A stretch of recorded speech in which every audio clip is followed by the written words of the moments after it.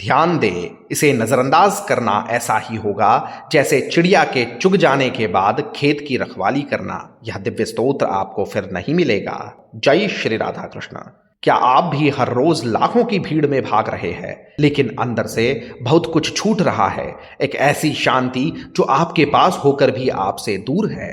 तो आज इस भगवान पांडुरंग श्री विट्ठलनाथ जी के ध्यान को मत छोड़िएगा। इस ध्यान का महत्व हर एकादशी पर कई गुना बढ़ जाता है, तो फिर आषाढ़ी एकादशी पर तो कहना ही क्या है। कमल जैसी आंखों वाले और दिल से असीमित दया छिपाकर मुस्कुराने वाले भगवान विट्ठल का जो इंसान सिर्फ 10 सेकंड भी ध्यान कर ले, उसका तनाव कैसे टिक सकता है। इस स्तोत्र की पंक्तियां इतनी शक्तिशाली है कि नित्य पाठ से जीवन में बदलाव स्वयं आप अनुभव कर सकते हैं। ऐसे दिव्य स्तोत्र और रहस्यमयी स्तुतियां हम आपके लिए लेकर आते रहते हैं, इसीलिए चैनल को सब्सक्राइब अवश्य कीजिएगा, वीडियो को अंत तक अवश्य देखें और वीडियो के अंत में जय हरि विट्ठल कमेंट करना न भूले।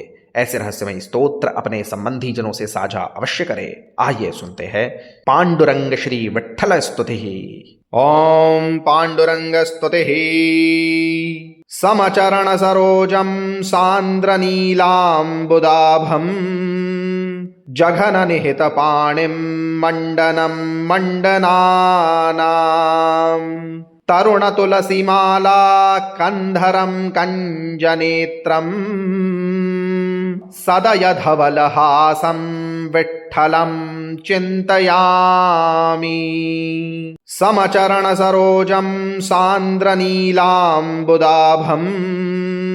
जघन निहित पाणिं मंडनं मंडनानां तरुण तुलसीमाला कंधरं कंजनेत्रं सदयधवलहासं विट्ठलं चिन्तयामि।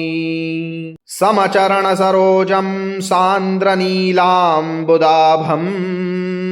जघन निहित पाणिं मंडनं मंडनानां तरुण तुलसीमाला कंधरं कंजनेत्रं सदयधवलहासं विट्ठलं चिन्तयामि। समचरण सरोजं सांद्रनीलांबुदाभं जघन निहित पाणिं मंडनं मंडनानां तरुण तुलसीमाला कंधरं कंजनेत्रं सदयधवलहासं विट्ठलं चिन्तयामि। समचरण सरोजं सांद्रनीलांबुदाभं जघन निहित पाणिं मंडनं मंडनानां तरुण तुलसीमाला कंधरं कंजनेत्रं सदयधवलहासं विट्ठलं चिन्तयामि। समचरण सरोजं सांद्रनीलांबुदाभं जघन निहित पाणिं मंडनं मंडनानां तरुण तुलसीमाला कंधरं कंजनेत्रं सदयधवलहासं विट्ठलं चिन्तयामि। समचरण सरोजं सांद्रनीलांबुदाभं जघन निहित पाणिं मंडनं मंडनानां तरुण तुलसीमाला कंधरं कंजनेत्रं सदयधवलहासं विट्ठलं चिन्तयामि। समचरण सरोजं सांद्रनीलांबुदाभं जघन निहित पाणिं मंडनं मंडनानां तरुण तुलसीमाला कंधरं कंजनेत्रं सदयधवलहासं विट्ठलं चिन्तयामि। समचरण सरोजं सांद्रनीलांबुदाभं जघन निहित पाणिं मंडनं मंडनानां तरुण तुलसीमाला कंधरं कंजनेत्रं सदयधवलहासं विठ्ठलं चिन्तयामि। समचरणसरोजं सान्द्रनीलाम्बुदाभम् जघननिहितपाणिं मण्डनं मण्डनानाम् तरुणतुलसीमाला कन्धरं कञ्जनेत्रम् सदयधवलहासं विठ्ठलं चिन्तयामि। समचरणसरोजं सान्द्रनीलाम्बुदाभम् जघननिहितपाणिं मण्डनं मण्डनानाम् तरुणतुलसीमाला कन्धरं कञ्जनेत्रम् सदयधवलहासं विठ्ठलं चिन्तयामि। समचरणसरोजं सान्द्रनीलाम्बुदाभम् जघननिहितपाणिं मण्डनं मण्डनानाम् तरुणतुलसीमाला कन्धरं कञ्जनेत्रम् सदयधवलहासं विठ्ठलं चिन्तयामि।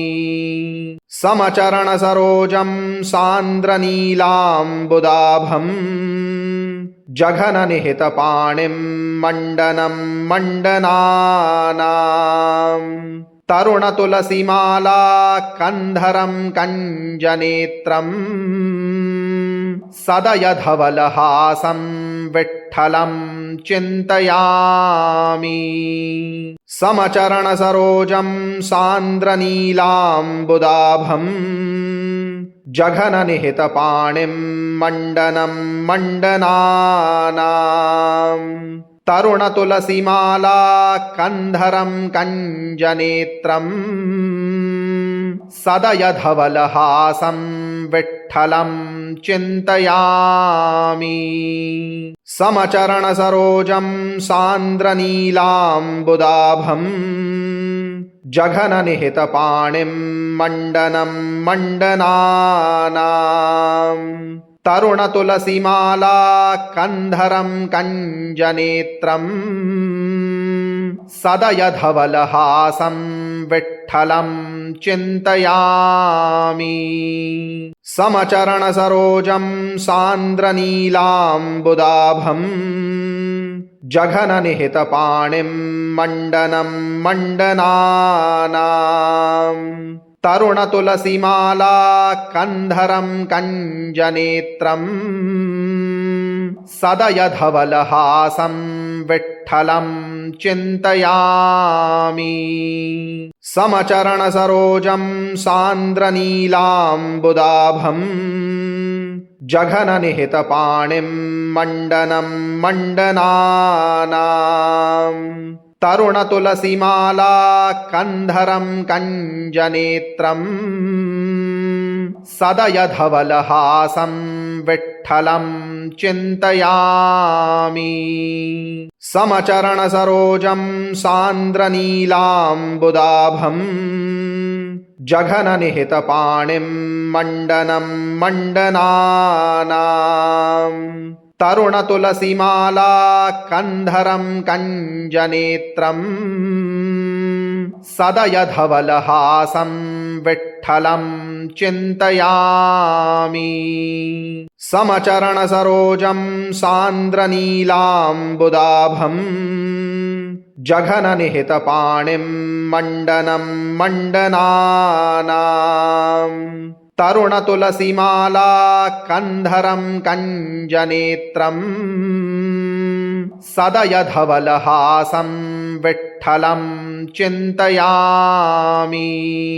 समचरणसरोजं सान्द्रनीलाम्बुदाभम् जघननिहितपाणिं मण्डनं मण्डनानाम् तरुणतुलसीमाला कन्धरं कञ्जनेत्रम् सदयधवलहासं विठ्ठलं चिन्तयामि।